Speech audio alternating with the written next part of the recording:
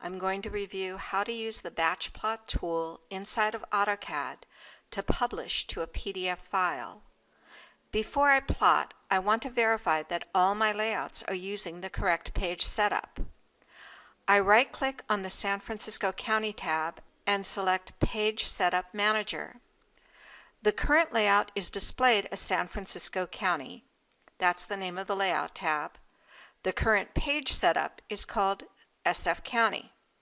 I highlight the SF County page setup in the Page Setups list. I select Modify. Notice the name for the page setup is called SF County. The page setup is using the correct options, so I press OK. I close the Page Setup Manager. I right-click on the Alameda County tab and select Page Setup Manager. The current layout is displayed as Alameda County. That's the name of the Layout tab. And the current page setup is displayed as None. I highlight the Alameda County page setup in the Page Setups list. I select New. I type Alameda for the new page setup name. I press OK.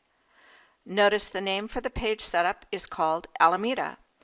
The page setup is using the correct options, so I press OK.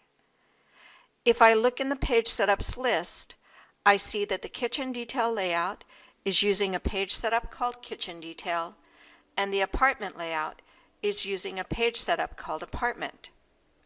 I close the Page Setup Manager.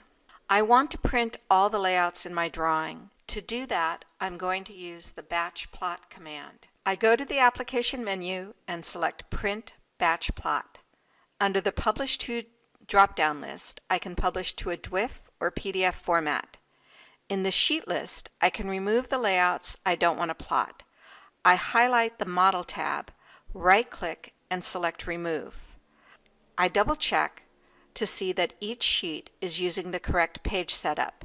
If it isn't, or if I want to assign a new page setup, I can change it using the drop-down list. If I want to modify where the PDF is going to be saved, I can select the Publish options. I can specify the location to save the file. I enable multi-sheet file to create a single file with all the selected sheets. I disable prompt for name, so by default the file name will be used for the PDF file. I enable all the data options and press OK. I'm asked if I want to save the current list of sheets. I would want to save if I plan on creating this plot more than once, but I'll press No. There is a slight pause, and you'll see a dialog advising the print job is being plotted in the background so you can keep working. I press the Close button. A window pop-up will display in the lower right corner when the plot is completed. I open up the PDF, and I can quickly flip through the layouts to review the plots. I want to check each sheet to verify that it used the correct plot style.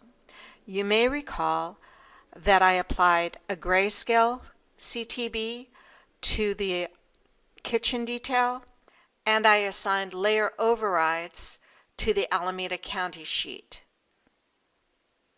In this lesson, we used page setups to control how layouts would be plotted and used the Batch Plot tool to plot several layouts in a drawing. Batch Plot can be used to plot more than one drawing and more than one layout.